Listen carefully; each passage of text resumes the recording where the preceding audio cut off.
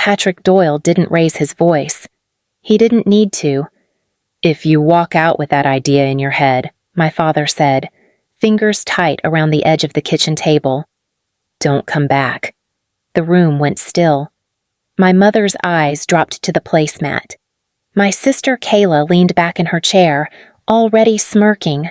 Brandon stared at his phone like this had nothing to do with him. I didn't argue. I had learned a long time ago that arguing only gave my father more room to tighten the rules. I stood up. I already decided.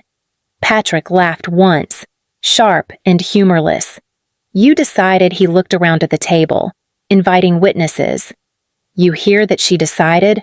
Kayla shook her head. "You really think Portland is going to save you?" "I think staying here will ruin me," I said. My mother finally spoke, soft and careful. "Megan, maybe wait. Just 1 year. Your father only wants what's best." Patrick cut her off. "No, she wants to play pretend. She can do it without us."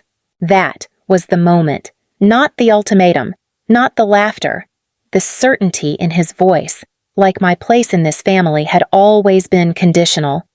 I went to my room and packed 2 duffel bags, clothes, my laptop, a notebook filled with half-finished ideas I had never been allowed to talk about at this table. When I came back down the hall, my mother stood near the doorway. "You don't have to make it like this," she whispered. "I didn't." I said, "You did." Patrick didn't look up from the television. Door's right there. I left. This story is an original creation by the writing team of the Family Afterlight channel, inspired by the hidden corners of family life and told with the purpose of fostering emotional connection and spreading understanding. I drove until the city lights of El Paso fell behind me. I didn't cry. I focused on the road and the promise I had already paid for with a partial scholarship, student loans, and every quiet hour spent preparing for a life they refused to imagine. If you have ever walked away from a place that called itself home just to survive, stay with me. And if stories like this speak to something you have lived through, you can follow the Family Afterlight channel to hear how these moments unfold. 8 years later, on a calm Saturday morning outside Albuquerque, my doorbell rang. When I opened the door and saw all 4 of them standing there, I understood something instantly. They hadn't come back because they missed me. In our house, love came with instructions. My father liked to say he was simple. Work hard. Don't complain. Stay in your lane. He repeated it so often it sounded less like advice and more like a warning. Patrick Doyle believed rules kept families together. What he never admitted was that the rules always bent in his favor. "Dinner is at 6, he would say, glancing at the clock, even if it was 5:45. "If you're late, you don't eat." Kayla never worried about that. She was always on time, always dressed right, always ready to laugh at the right moment. When she talked about her plans, my father leaned in. "That's smart," he told her once. "People like confidence." When I talked about mine, he leaned back. "You can't build a life on ideas," he said. "Ideas don't pay bills." My mother, Colleen, moved through these moments like a shadow. She refilled glasses, cleared plates, smoothed over tension before it had a chance to speak too loudly. "She means well," she would say later. When the room had emptied, "Your father just worries." Worry was his favorite excuse. Brandon learned early how to survive. He watched my father, mirrored his opinions, laughed when Kayla laughed. When Patrick mocked my laptop projects, Brandon joined in. Not because he hated me, but because approval was safer than silence. "Why can't you do something normal?" Brandon said once, half joking.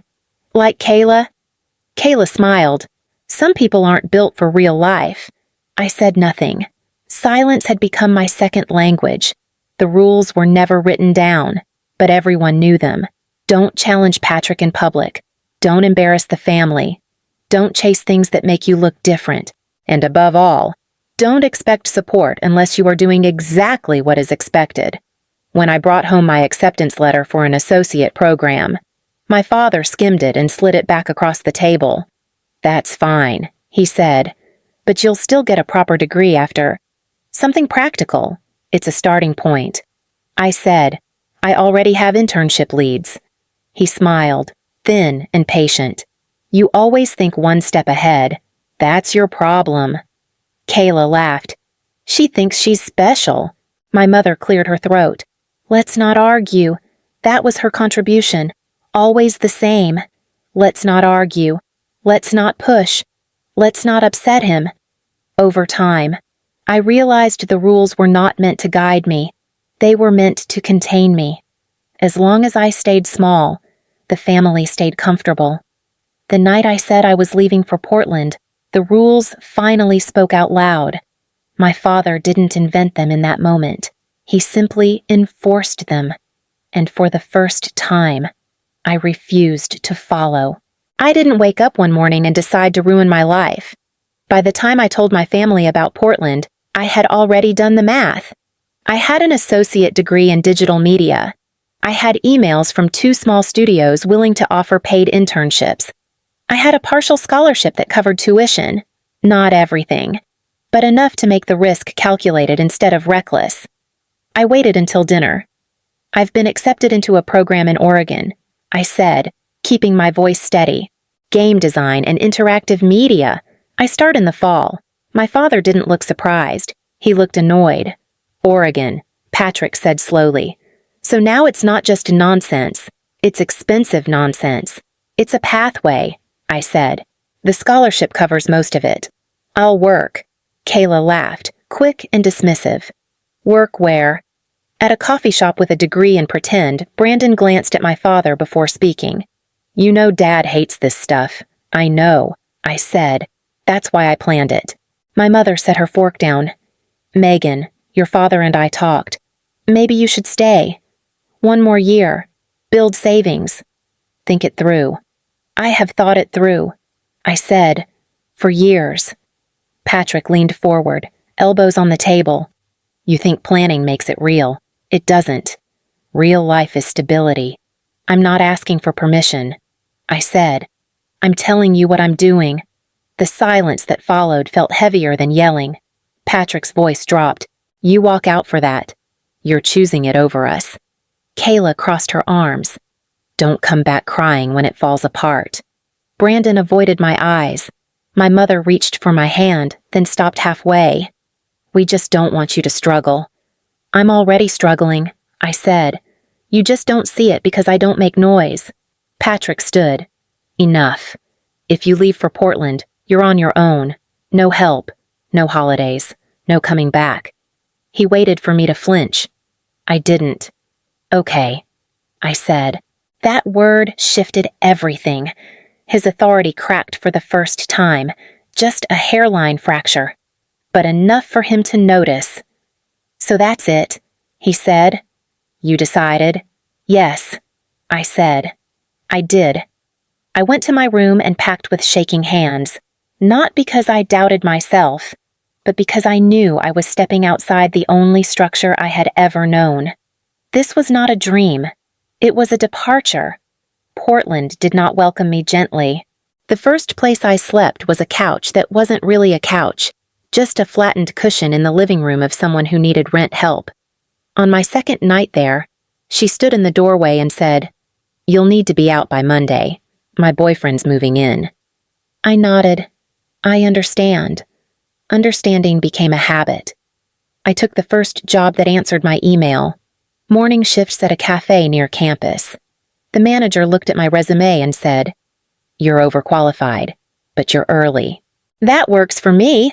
I worked from 5 in the morning until 11, wiped counters, smiled when customers snapped, then walked straight to class. At night, I stocked shelves at a grocery store. The supervisor barely learned my name. "Just don't be late," he said, "and don't ask for hours we don't have." Between tuition gaps, software licenses, and transit, the numbers crept up quietly. I watched the balance climb past $10,000, then past 20. I stopped checking after it crossed $27,800. Fear was easier to manage when it stayed abstract. One night in the computer lab, I stayed late trying to fix a bug I couldn't see anymore. My screen blurred. I slammed the laptop shut harder than I meant to. "You okay?" I looked up and saw Ethan Miller standing a few feet away, holding a paper cup. I recognized him from class. He never talked much. "Yeah," I said, "just tired." He handed me the cup. "It's terrible coffee, but it's hot." I took it. "Thanks." He didn't ask what was wrong. He didn't offer advice. He just pulled up a chair and opened his laptop. "You working on the narrative branch?" he asked. I nodded. "Your logic's solid," he said. "You're just trying to carry too much at once." The words landed deeper than encouragement usually did. Weeks passed like that. Work, class, exhaustion. I slept in short stretches, ate whatever was cheapest, learned how to pretend I wasn't drowning. My mother never called. My father never checked in. Kayla posted photos online, smiling somewhere warm. Brandon liked them. I stopped looking. One night, after a double shift, I stared at my phone, thumb hovering over my father's number. I imagined his voice. "Told you so." I locked the screen instead. When my rent was late by 3 days, my landlord knocked and said, "If it happens again, we'll have a problem. I'll fix it," I said. I always said that. Portland didn't break me all at once. It did it slowly, quietly, teaching me how much I could carry without asking anyone to help. And somehow, I kept going. Our first game died quietly. Ethan and I launched it on a Tuesday because the platform calendar showed less competition that week. We sat side by side in the lab, refreshing the dashboard like it might blink and change its mind. One download, then two, then nothing. "It's early," Ethan said. His voice was steady, but his fingers kept tapping the desk. "People will find it." They didn't. By the end of the first month, the total sales barely covered the software license renewal. I stared at the numbers until they stopped looking real. I messed it up, I said. The pacing, the hook, all of it. Ethan shook his head. "No. We learned. Learning didn't pay rent. The second project was supposed to be smarter. Smaller scope, cleaner mechanics. We pitched it to a small publisher who liked our demo and promised milestone payments. This could work," I told Ethan, afraid to sound hopeful. Then the emails slowed. Accounting delays. The publisher said, "Quarterly review?" The first payment arrived 3 months late. The second never came. I took extra shifts. Ethan offered to cover groceries, but I refused. "I can handle it," I said. My credit balance crept higher. My sleep shrank. I stopped calling classmates back. Silence became efficient. Silence didn't require explanations. One night, after the publisher officially pulled out, I sat on the floor of my apartment, back against the couch, laptop open but untouched. Ethan stood in the doorway. "You don't have to do this alone," he said. "I know," I said. "I just need to finish something that works." He nodded. "Then we keep going." There were moments I thought about my father, about how easily he would dismiss this. "I told you so." I imagined Kayla's voice, light and amused. "You could have stayed." I didn't call. I didn't post. I didn't explain myself to anyone who hadn't earned the truth. Failure taught me how to disappear without vanishing. I learned how to show up, do the work, and leave without asking for validation. I learned that survival sometimes meant becoming quieter than your doubt. When we started the third project, we didn't announce it. No pitch decks, no promises, just Ethan, a whiteboard, and me writing a story that felt uncomfortably familiar, a character trapped inside a system that claimed to love them while slowly draining everything useful. "This one hurts," Ethan said, reading my notes. "It's supposed to," I said. I didn't know yet if it would succeed. I only knew I couldn't stop, not after everything it had already taken. So I kept my head down, my voice low, and my expectations private. Failure had taught me that much. The third game didn't announce itself. It arrived slowly, like someone knocking without expecting an answer. Ethan messaged me one morning. We hit 100 downloads overnight. That's good. I said, cautious. I had learned not to celebrate too early. A week later, he called. We crossed 10,000. I sat on the edge of my bed, phone pressed to my ear. Organic, mostly streamers, he said. They like the story. I didn't tell anyone. Not my classmates.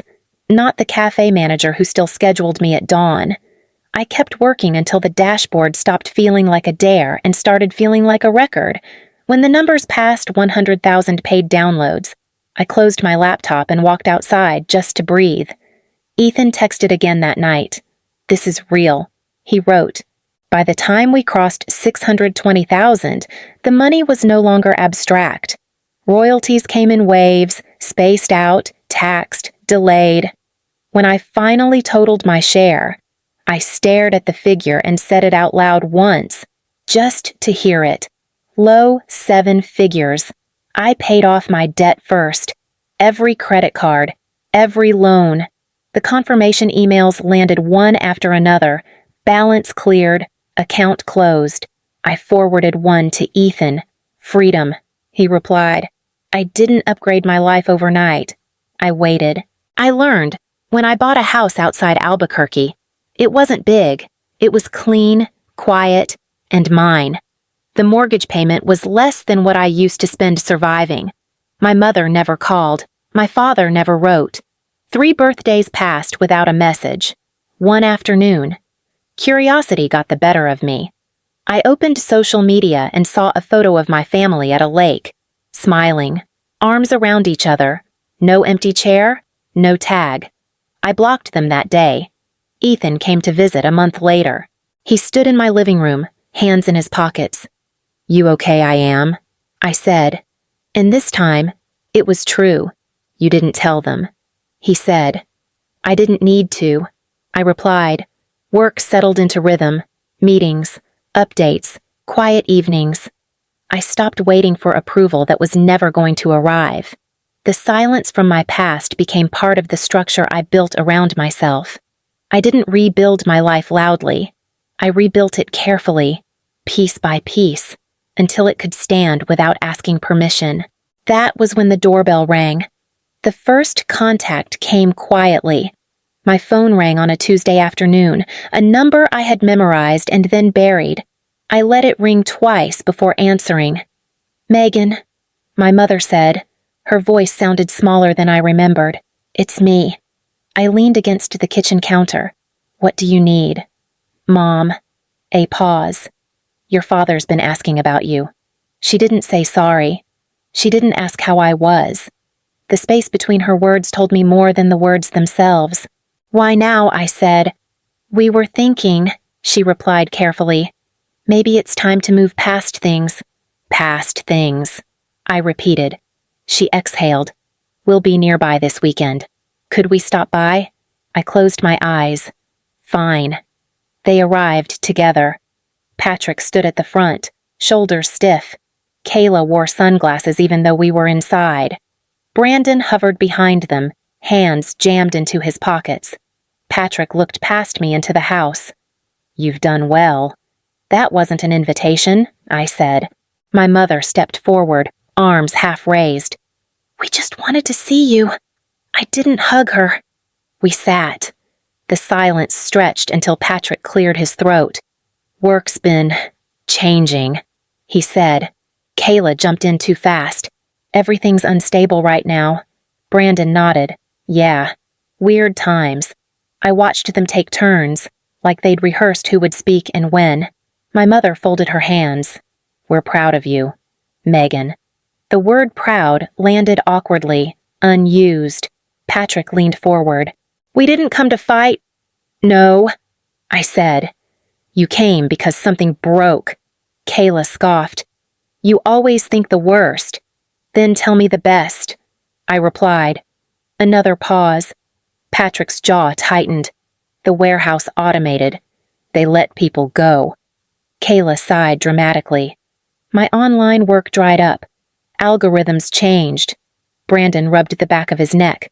I made some bad calls. They hadn't changed. They had only learned new language. My mother looked at me then, eyes shining. We're family. I nodded once. That depends. Patrick straightened. We raised you. You controlled me. I said, that's not the same. Kayla rolled her eyes. You don't have to be cold. I'm not. I said, I'm listening. They glanced at each other, waiting for the moment to shift from conversation to request. Patrick finally said it. We need help getting back on our feet. The room went still. I had known this was coming. What surprised me was how quickly they assumed the answer, and how little had been said to earn it. Patrick didn't say the amount right away. He waited, like he always had, until the room leaned toward him.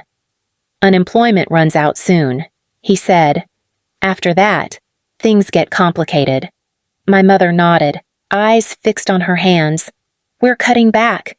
Everywhere we can. Kayla shifted forward. I just need time. Influencer work isn't dead. It's just unpredictable. How much I asked? Patrick looked at Kayla, then back at me. $68,400 would cover the mortgage arrears and taxes. It buys us breathing room. Kayla didn't wait. I owe $24,600 on cards and equipment leases. Once that's gone, I can rebuild. Brandon swallowed. Mine's smaller. $8,900.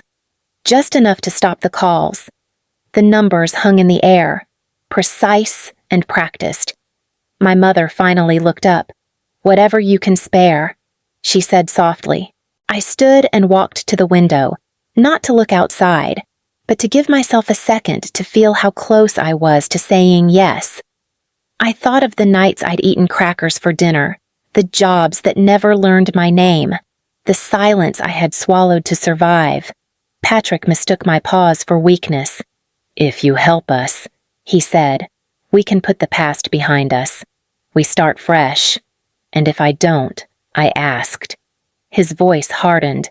Then you're choosing money over family. Kayla crossed her arms. You've always been selfish. Brandon added quietly. Family helps family. I turned back to them. You told me not to come back. That was different, my mother said quickly. We were upset. Patrick stood. Don't twist it. You left. I reached for my phone and unlocked an old message thread. You didn't forget me, I said. You hid me. I held the screen out. My mother's message to Kayla filled the display. Don't tell Megan about the lake trip. She'll think she's entitled to something again. My mother's face drained of color. Kayla lunged for the phone. I pulled it back. That's out of context. Kayla snapped. Patrick waved his hand. Ancient history. No, I said. That was 3 years after I left. The room shifted. The power they'd walked in with cracked. My mother whispered, I didn't want drama. You didn't want me. I replied. Patrick slammed his palm on the table. Enough. We're here now.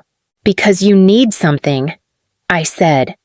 Not because you missed me, Kayla scoffed. So what? You're punishing us? I'm refusing to buy my place back, I said. Patrick's voice dropped. Dangerous and familiar. If you don't help, don't expect to be part of this family.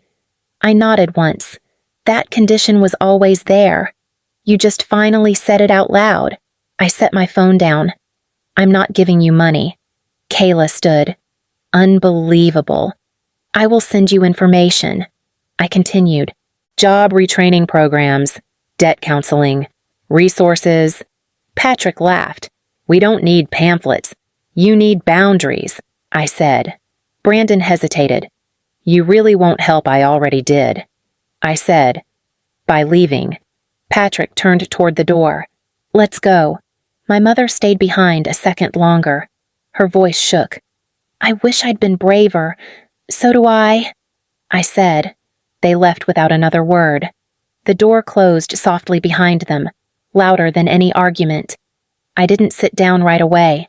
I stood where I was, breathing through the quiet, feeling the finality settle in my chest.